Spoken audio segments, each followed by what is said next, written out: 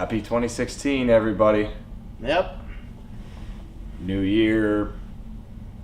People are getting drunk, whatever.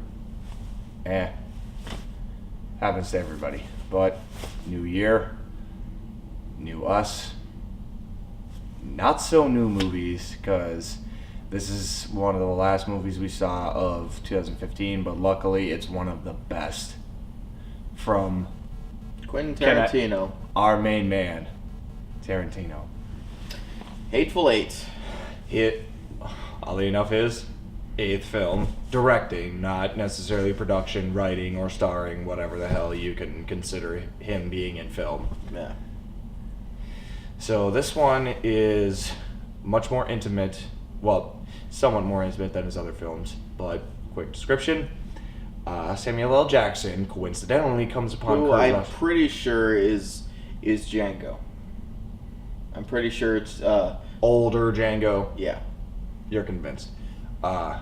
Samuel L. Jackson, bounty hunter, comes across another bounty hunter. War Kurt veteran, Russell, I should make clear. also, yep. Who's also carrying around fugitive Jennifer Jason Leigh, who's up for a $10,000 bounty. Picks up Jackson, also picks up Walton Goggins, Chris Mannix, the new sheriff of the town that they are bringing Jennifer Jason Leigh to, and they're caught in a blizzard.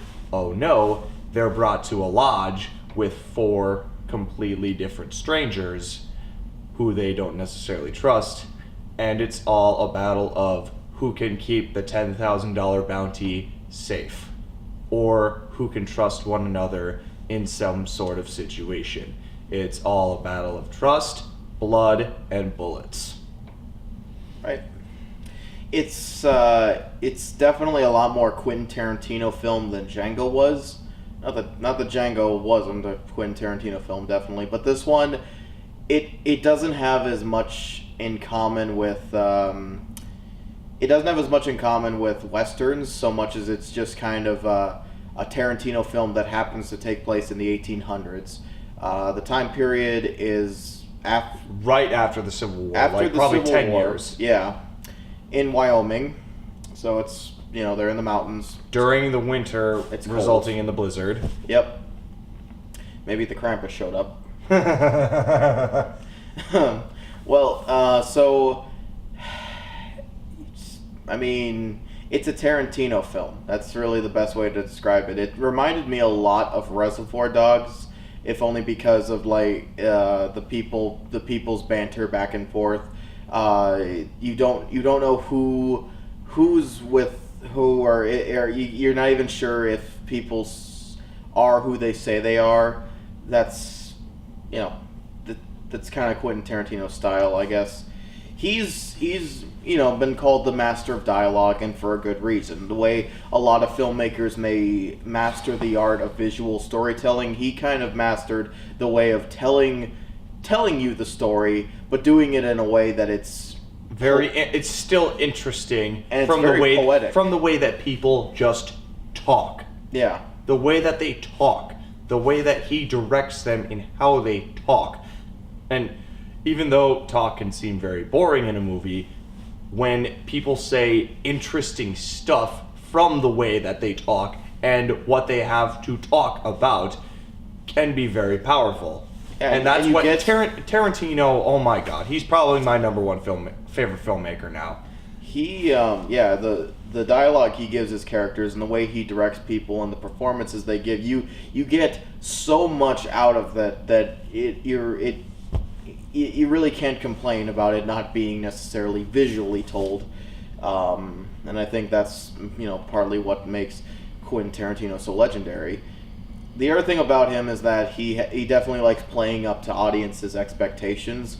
Like the movie gives you the impression that what was the hangman's name? Kurt Russell's character, the hangman, John Hangman Ruth.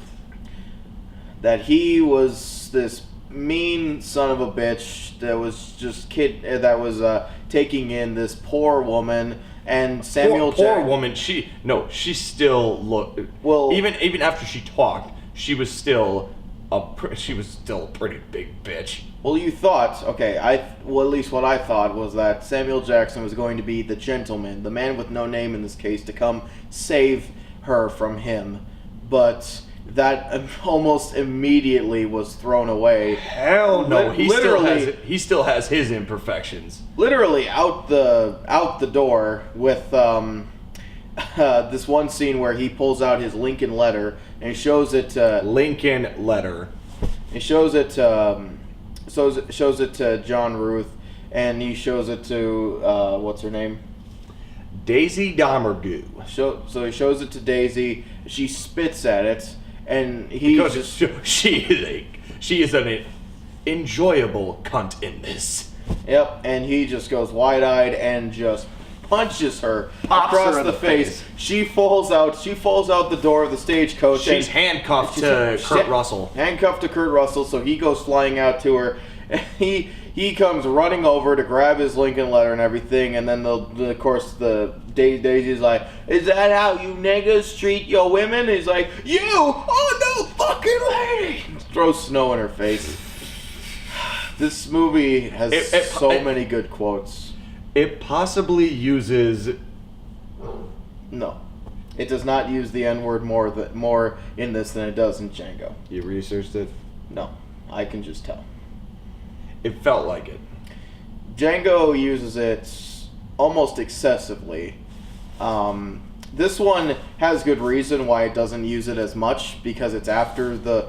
it's after the Civil War, and they even address this in the opening with John Ruth saying, "Darkies don't like being called niggers no more. They find it offensive."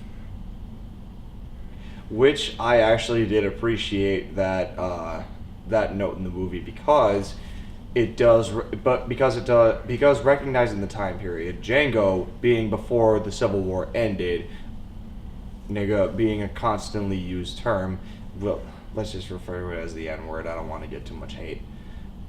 We're probably going to ruffle some jimmies for our use of the N-word, but we don't mean any offense by it, and really this movie uses it way more, so... Disclaimer. Yeah. Anyway, before the Civil War, Django did represent it in the sense that this would possibly be the way that they would excessively use this term. In Hateful Eight, it's used in a sense of identifying one specific person, not necessarily in the sense of a derogatory term, but how they were referenced in that time.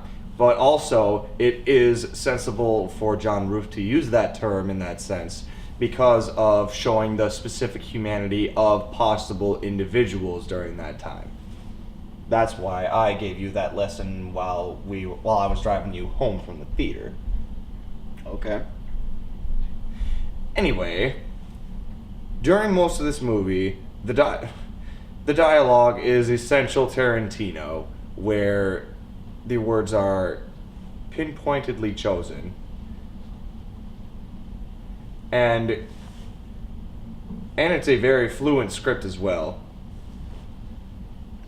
So the dialogue does flow very well, and there's so many good quotes.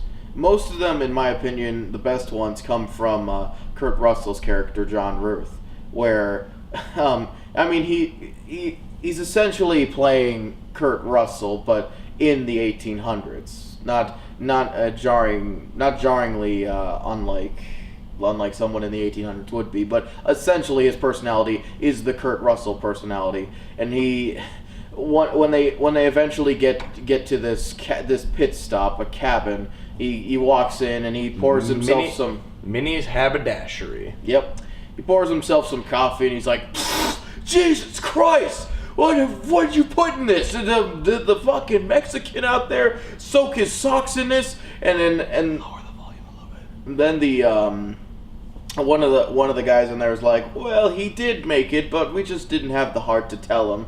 And so he's like, "Yeah, whatever." He dumps the whole pot on the ground. And there's this other bit where Daisy's uncuffed from John Ruth for just a little bit, And when she starts acting suspicious again, he cuffs her again, and she's like, no, no, no, no, no. It's like, yeah, shut up. There is a lot of abuse to Daisy, but we won't spoil anything in this because the spoilers will unload a lot. I just want to say one more really good quote. This happens in the beginning. He elbows her in the face, and there's a massive impact to it. And Jennifer Jason Leigh is just coated in a massive amount of blood throughout the entire movie. She has like 3 layers of blood. There's like her blood, there's somebody else's blood, and then there's somebody else's blood. Her blood, someone else's blood, John Ruth's puke blood. Yeah. And her teeth are knocked out. Yeah. But when he elbows her in the face, and it's this massive impact, and then he's like, hey, Daisy, we need to have some form of communication between you and me. For example, when I elbow you in the face, that means shut up. Which, that kind of stuff actually does get a very good laugh. Yeah.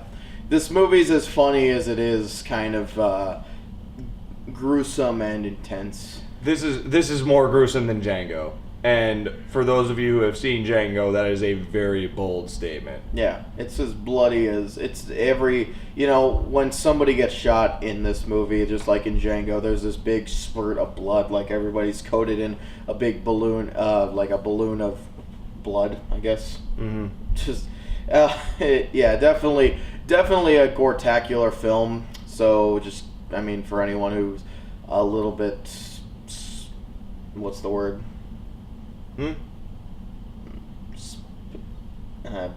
Splatterfest? No. What's the word for people who are a little bit... I can't think of the word. Anyways, if you don't like gore, you're probably not going to like this movie. Squeamish. Squeamish. That was it. Yeah, sorry. If you don't like gore, you're not going to like this movie. If you don't like Quentin Tarantino movies, you're definitely not going to like this movie. But a lot of people do. You really don't need our recommendation. Go watch it. It's fantastic. This is giving recommendations without spoiling anything. The performances in this movie are amazing. Although extremely bottom of the barrel minor complaint, most of them are essentially just playing themselves. So it's not nearly as surprising of performances as compared to Django, where Samuel Jackson was playing something very, very unlike himself. Where in this one, it's the Samuel Jackson character, but in the 1800s. And but the thing is, he does it so damn well. He does it well, but I'm sure a lot of people are like, "There's no real surprises to it." And I think, is that really a valid complaint? Well, they're both really damn good performances, so it's hard to say. No. This one I still thought was way better. Even though being a lead character still does give you a lot more credibility, he still embraces this specific character and also throwing in his own shtick, but not resorting to the performance being his shtick. He still involves his own sort of repertoire, but still being able to give quality work. Yeah. He's still able to be convincing. He's still convincing. He's charming. He's funny, but he can also be very threatening and also very devious in the scene where he's with Bruce Dern. Everybody in the movie, that could be said about everyone in the movie. Every performance in this movie is fantastic. Michael Madsen, not given enough time. Tim Roth is a great. Tim Roth is like Christoph Waltz in Django Unchained. He left way too soon. Tim Roth? Yeah. Christoph Waltz is probably one of my new favorite actors because he's won 2 goddamn Oscars within 4 years. But also, what's sad is that he's in a lot. He doesn't really get utilized well enough. Because there's not enough good work for him. Anyway. Did you see Big Eyes? I did not see Big Eyes. You hated it, but everyone else liked it. But then again, you're not. He basically plays a Disney villain in that movie. Did you see Green Hornet? Everyone hated that movie. No one remembered it. He played a pretty shitty villain in that movie too. Did you see Spectre? No, but I only assume you have negative things about that as well. He also played a really shitty villain in that movie, but oh well. So I like Christoph Waltz too, but he definitely is a he definitely needs a good driver, a good director, good script to make it to fully utilize him. Anyway, Tim Roth still done very well. Yeah. Still done very well. Not as effective though. But the surprise, Walton Goggins, also known as the Nutcutter from Django Unchained. He was the one where after Django got captured by Candy's men after murdering over half of his militia, hung upside down, naked, and was about to get his nuts cut off. That was the guy who was about to do the nut cutting. Throughout this whole movie, Walton Goggins, who was the guy who played Chris Mannix, the new sheriff of Red Rock, which sounded like a mock town from like old TV Bedrock. But anyway, Walton Goggins, I only refer to him as the Nutcutter. He was actually a very surprising character and a surprisingly good performance in this. Yeah, he plays the sheriff, or at least the would-be sheriff. Everyone in this movie, nobody's really a good guy, but everyone's got their own bit of vinegar to them. Which is why they're called the Hateful Eight. Yeah, it's the Hateful Eight. This guy comes across as a extremist racist at first. I mean, one of his most hateful lines in the movie was, white folk can only feel safe if niggers feel scared. Yeah, feel scared. Yeah. Yeah, which was shitty. And of course, Samuel Jackson points a gun to his head after that, but he goes through a massive change by the end of the movie. So that's that much. Which I'll go on a rant later about that. Yeah. I mean, I guess now we're kind of getting into spoiler territory. So pretty much that's our recommendation. Channing Tatum in a Tarantino movie. How the hell does that work? But it does. Does it not? It's fine. I mean, a lot of people say he's that good, but he really wasn't there for that long. But he still left a good impact, though. I did not. When I saw his name in the title, I'm thinking, what the hell? What is going on? But as soon as he appeared, he did fit. He did fit. He was actually. He did feel charismatic. He did feel charismatic with his character's main intent, and it felt like he fit. Okay. And he was a cog in the machine. But by far, I thought this was better than Django because the story was much more intimate and offered much more interaction, much more emotion, and the tension and pacing. Oh my god. Quentin Tarantino plays a lot more to his strengths in this movie than he did in Django. Not saying that Django's a bad movie. It's a fantastic film, but it felt obligated to be more Western. This one... longer time span. This one felt more Tarantino than... I mean, I already said that, but because of that, it feels more wholesome and complete than Django did. It did feel more wholesome, and I'll get in a rant later, but this felt more connected with the theme of race unity.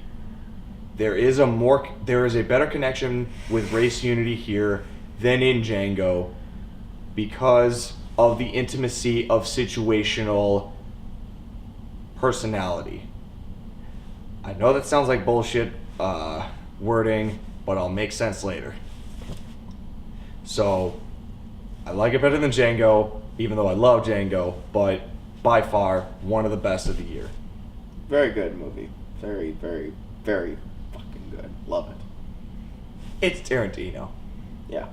You really don't need our recommendation, but we give you our recommendation. Even though it's getting only a 77% on Rotten Tomatoes, this is still fucking worth it. Oh my god. I don't really pay much attention to Rotten Tomatoes anyway. I know you don't. These people know you don't, but I do. Okay. Stats, science, done. Alright. Now we're going to get into a few spoilers. So, what happens after a while, the movie eventually reveals that somebody poisoned the coffee. We don't know who, and you can't see because everyone's wearing gloves. So, but there is a plot to Daisy being at the haberdashery. Yep.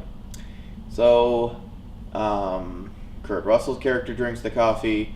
Another character drinks the coffee. I forget his name. He was the guy. OB. OB. The stagecoach driver. Yep. They puke up a massive amount of blood. Blood for days. Yeah. One part I thought was pretty weird was that she actually gets a lot of blood puked on her. It's like, the guy just drank poison. I don't think you want to get that in your mouth. But no, she just But that just shows how fucking batshit insane she is. She just like mouth agape, wide open, laughing and everything, and like she's getting showered in it. It's almost like that. Yeah. So then Samuel Jackson takes it upon himself to put everybody against the wall, guns to their head. He only trusts the sheriff because he comes just seconds away from He was drinking. this close to dying. Yeah, just seconds away from drinking the poisoned coffee, so he knows it's not him. And then, so now it's just trying to find out who's working for who did what and who's working for who. He finds out that the Mexican there was a Mexican working at the haberdashery. He points out reasons why he absolutely should not be working here because the original main owner of the haberdashery hates Mexicans. So he blows his head off, and I mean really like clean off. There's skull and everything. There's nothing left. Jesus God. So, and then after that, he's ready to put a bullet in everyone else. But then it's revealed that Channing Tatum is under the floorboards, and in a reference to *Inglourious Basterds*, he says, "Say goodbye to your black balls," and then he shoots him. He said, "Say goodbye to your huevos," which was really weird because he doesn't speak Spanish. Yeah. But so okay. Actually, that's a reference to Django. Because Walton Goggins said, "Say goodbye to them nuts, boy," before Sam Jackson pulls him away. I thought it was a reference to *Inglourious Basterds*. The only reference. No, the only reference to *Inglourious Basterds* that makes sense is because in the beginning scene of *Inglourious Basterds*, there are Jews hiding underneath the floorboards, and people are shot at them instead of people being shot up. Okay.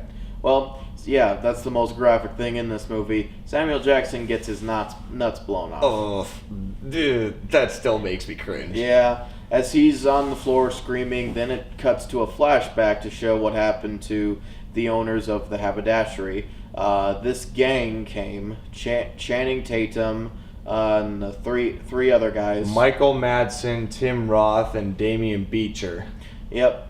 They killed everybody, hid their bodies, and were basically plotting to kill everyone and save Daisy because because Channing Tatum is the older brother of Jennifer Jason Leigh. Yep. And so that for me was one of the weaker points of this movie. What? Weaker? I thought it was a great point. I didn't like it because it was too obvious. You already knew that everyone there was dead. What would have been... See, okay. No. Shush. What Tarantino did well was the pacing of it and Jackson's deduction of something isn't right here. And luckily, it didn't show or blatantly say that Jackson had any history with this place. It just said, I know Minnie. Oh, I know Sweet Dave. Oh, they wouldn't do this, they wouldn't do this. Oh, why is this here? So then it's showing piece by piece how this isn't adding up. You're missing my point. What's the fucking point? My point was that when the movie takes a big half-hour flashback to show what happened to the owners and how these four showed up. Hello there. Keep going. As these four showed up and killed them, essentially, there's no real suspense to that because you pretty much already know that they're dead. There's nothing really to deduce. But it also shows how intense that the situation is. There is no intensity to it because you know they're all dead. What would have been... But it also... it shows the tragedy of how it went down. About how these sleazy men, these sleazy assholes who are almost depicted as the scum of the earth can take down this entire establishment so goddamn easily because of how affectionate and charming they seem to be. That's the danger of gangs, about how easily perceptive they are to another person. But we already know they're bad guys. No, not necessarily. Yes, we do. No, Tarantino shows because of people. No, the three guys being pinned up against the wall. That's just shown of dishonesty and mistrust, and also about paranoia.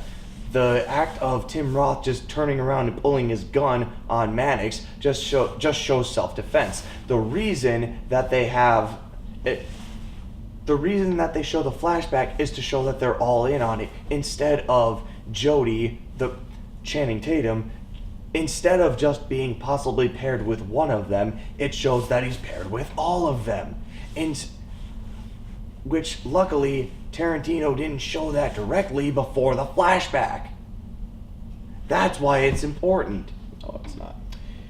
But what would have been, in hindsight, what would have been actually a pretty cool twist is if what they said was true.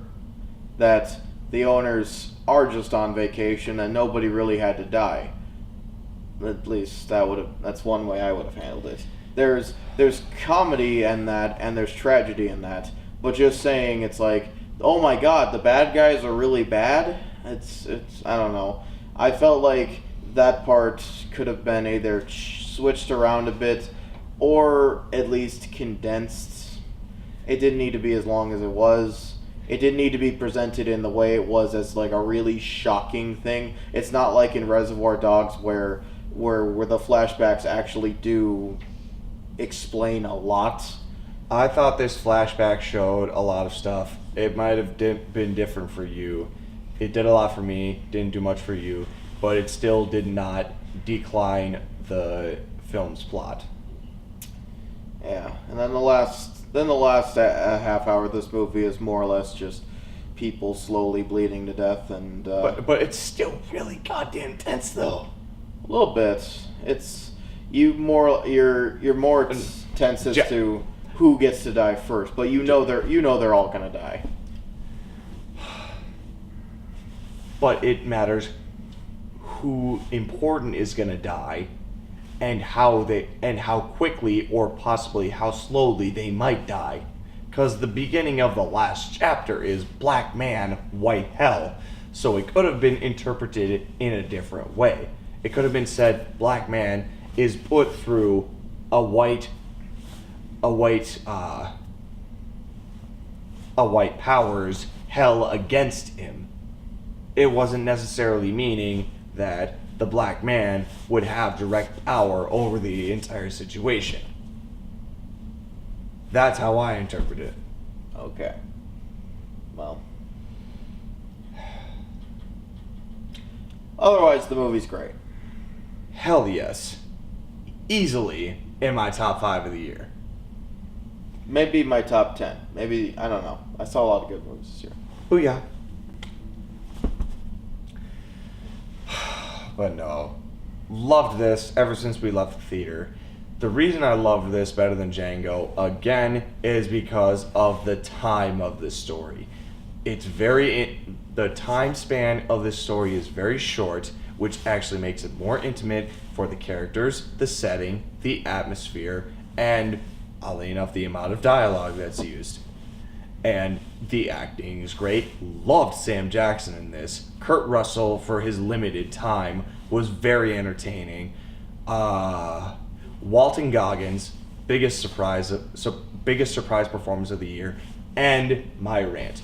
This movie was a better representation of race unity because of how the characters were able to develop till the very end of the movie.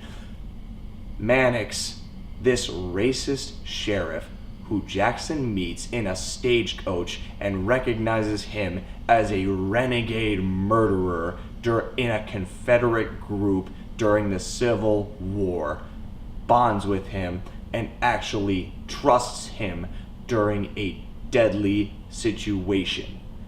How the hell does that work in any other movie? It works because of trust within people during these specific situations. Mannix hates Jackson, but Jackson still gives him the amount of trust that is necessary in a deadly situation when they're confronting everyone else who is possible for poisoning the coffee. Mannix trusts Jackson because of both of their thrival for survival.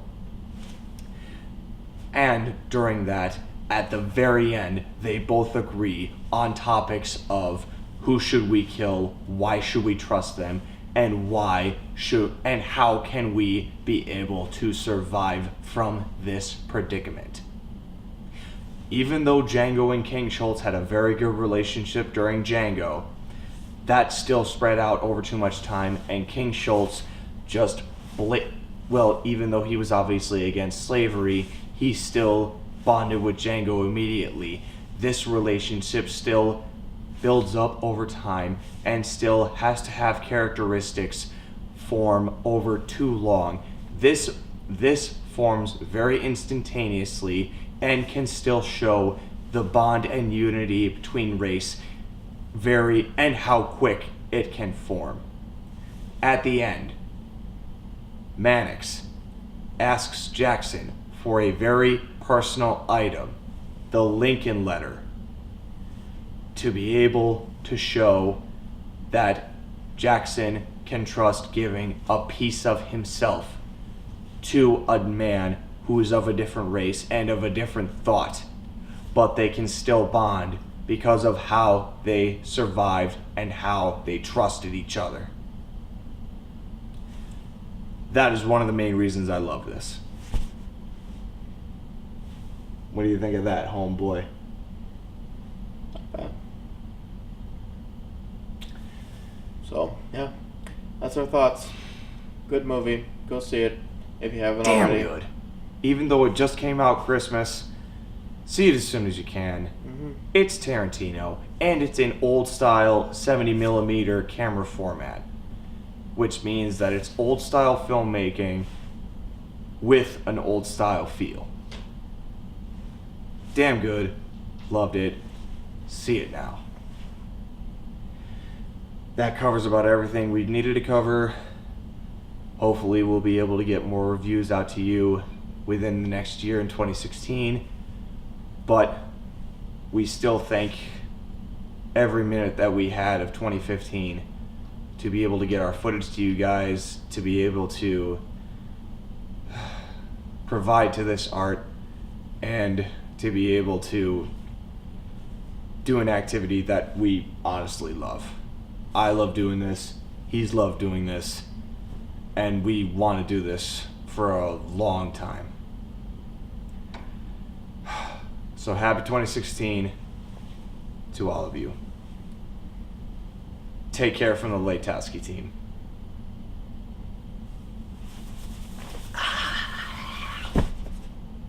Can I go to bed now? Yes.